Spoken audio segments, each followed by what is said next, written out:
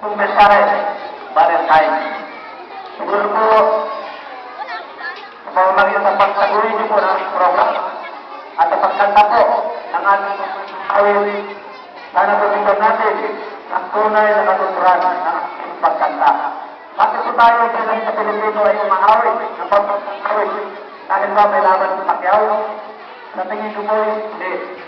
Dahil po tamang nag-aawit sa ating pagkakawit, nangangawit lamang po, dahil po lahat ay Pilipino. Nahanda po natin sakripisyo, handa po natin inaalay, ano mga aspekto ng ating kabilangan sa ating lipunan, kasama po natin iangat ang kapakanan ng ating bansa bilang mga Pilipino. Yan po ang determinasyon po kung bakit po natin tamang inaawit at pambansang awit sa ating bansang Pilipinas. Nang ang pagsunod lamang po, nabasa po lahat ay mayroong katungkulan na halagang ang pagtulong ng problema, pagsolusyon ng mga problema sa ating pamayanan. Nakita ko po kanina nagkaroon ng parada.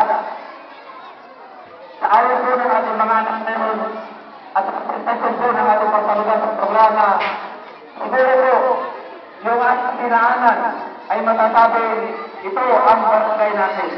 Ano ba ang nakita natin sa ating pamayanan? Siguro po nakita natin na merong lugar na malinis, merong lugar na madumi. Iyan po ay naghihintay o nangangailangan po ng ating pagtugon. Sana po yung kayutan na representasyon natin ngayon, sana ay ibalik natin o i-actual natin sa gawa sa ating lipunan. Sa pagkakataon ito, i-celebrate po natin ang araw ng Valentine's Day. Alam ko po, nangangahulugan lamang na ito sa diwa na nagmamahalan. Pero nandyan po, tayo ito lalaki o babae, nandyan po ang ating pamayanan na nagkikintay, nasasabi natin, sasabihin natin ang ating barangay pagaan ay sa tunay kong kabalintino. Diba? Pag mahal natin ang isang tao, ayaw natin siyang masaktan, ayaw natin siyang matulisan. Sana po, sa pagsagawa natin ang Valentine's Day, sana po, iyan din po ang sitwasyon natin sa ating barangay, na huwag natin tumihan, alatan, sapagkat mahal natin ang ating barangay, at iyan po ang umingong determinasyon at dedikasyon sa ating pag-celebrate ng ating Valentine's Day. Kaya, mga kababayan, mga mag-aaral, kayo po mga mag-aaral natin talaga ng mamunan pa sa kanilang kamutusan. Sana po sa mga magulang, sama-sama po natin imulat sa ating mga anak. Mahalin natin ang ating mga sarili. Tulad din po ng pagmamahal natin sa pamayanan. Sana po sa pagkakataon na ito ay mawala na po yung akitan, yung pangayan, kapagkat po walang kasaysayan, na palagi po tayo nag-celebrate na ganitong pagsama-sama kung hindi din po tayo palagi nagkakaunawaan. Kaya sana po, sa mga programa yung sinasagawa natin, magtutulong po sana ng maturity o pagkanta upang ang ating sakripisyo ay mamulit po tayo ng iba yung pagpapahalaga. Kaya po mamaya po meron din kayong simple exercises. Ito din po ay aking sinasalutuan ng pinagpapagayan sapagkat po ito po ang preparasyon upang mamulit po tayo sa kulturang inulat sa ating mga ninuno. Huwag po natin paniwalaan po ang sakripisyo na inulat sa ating ninuno sapagkat ito po ang tunay natin yaman.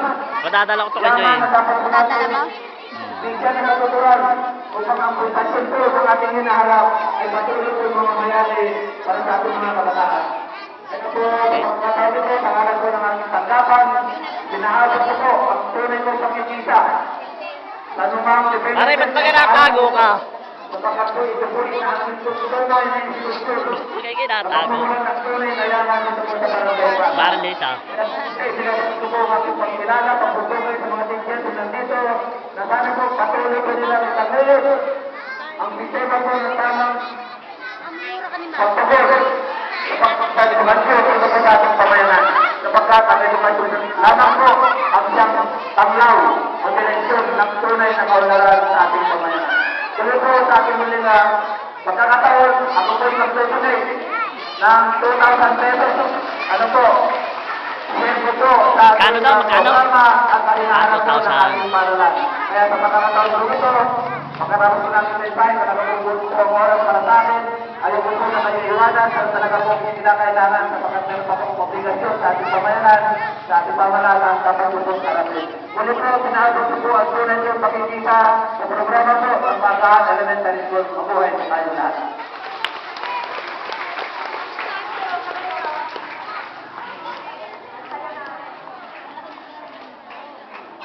Bayad na, kuryente. Hello. Ayan, no? Hanap po tayo ng ating beloved mayor. Ano?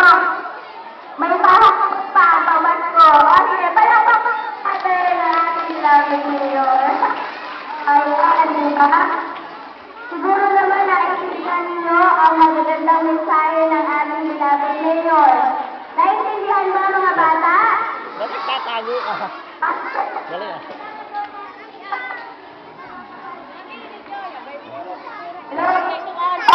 Ano? Simon yun. Mataba rin naman niya si Joy. Paladala ko ito mamaya eh. Ano gagawin natin? Hindi ba tutubihan? Pakita, dapat kang kumakaway ka eh. Pare, ano, dapat kayo kumakaway ka eh, no? Mamaya, Mare, hindi naka-ano pa eh. Naka-record pa. Mga 10 minutes, para mahaba-haba. Very good. O, kano mayo, Mare? Ah, hindi ko alam. May kaya po na ulit. Ang ganda ng mic natin eh, no? Ang ganda talaga ng mic. Salamat po. Classmate, paipot naman tayo.